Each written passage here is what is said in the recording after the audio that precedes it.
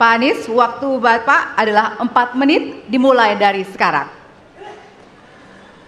Assalamualaikum warahmatullahi wabarakatuh. Selamat malam dan salam sejahtera untuk semuanya. Bismillahirrahmanirrahim. Negara hukum menempatkan hukum sebagai rujukan utama untuk memastikan hadir rasa keadilan, memberikan kebermanfaatan, dan memberikan kepastian kepada semua. Ini harus dipegang teguh oleh pemegang kekuasaan, baik yang di puncak dan seluruh jajaran. Tapi apa yang terjadi? Banyak aturan ditekuk sesuai dengan kepentingan yang sedang memegang kekuasaan. Apakah ini akan diteruskan?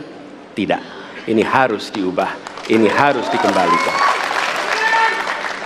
Kemudian kita menyaksikan betapa pada hari-hari ini tatanan ketika kita menyelenggarakan pemerintahan sering tidak sesuai dengan prinsip-prinsip hukum yang kita pegang. Karena itulah kami melihat perubahan ini harus kita kembalikan.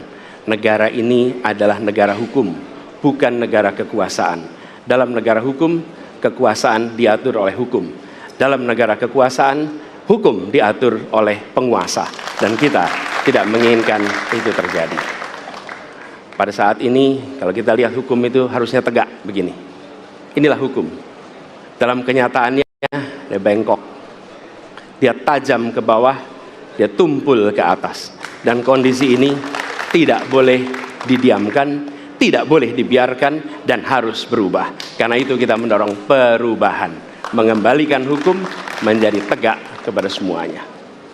Dan bila kita saksikan hari ini, ada satu orang milenial bisa menjadi calon wakil presiden. Tetapi ada ribuan milenial, generasi Z, yang peduli pada anak-anak bangsa, yang peduli pada mereka yang termarginalkan.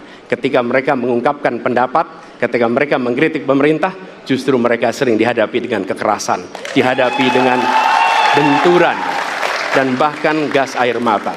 Apakah kondisi ini akan dibiarkan? Tidak, kita harus lakukan perubahan. Oleh karena itu, kami memperhatikan ini sebagai hal-hal yang mendasar. Yang tak kalah penting, ini kedua nih, yang tak kalah penting. Kita menyaksikan pada saat ini, ada peristiwa seperti peristiwa Ibu Mega. Ibu Mega Suryani Dewi, seorang ibu rumah tangga yang mengalami kekerasan rumah tangga, lapor pada negara, tidak diperhatikan, dan dia meninggal korban kekerasan. Apakah akan dibiarkan? Tidak, ini harus diubah. Dan tidak kalah penting, hadir bersama saya di sini ayahnya Harun Ar-Rasyid. Harun Ar-Rasyid adalah anak yang meninggal, pendukung Pak Prabowo di Pilpres 2019 yang menuntut keadilan pada saat itu. Protes hasil pemilu. Apa yang terjadi? Dia tewas sampai dengan hari ini tidak ada kejelasan. Apakah ini akan dibiarkan? Tidak. Ini harus diubah.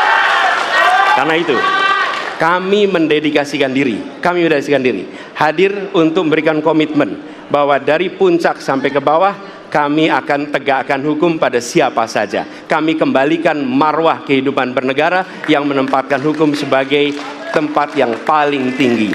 Dan ketentuan itu berlaku kepada semua, termasuk ketika menyangkut urusan ASN, menyangkut urusan TNI dan Polri. Terima kasih. Assalamualaikum warahmatullahi wabarakatuh.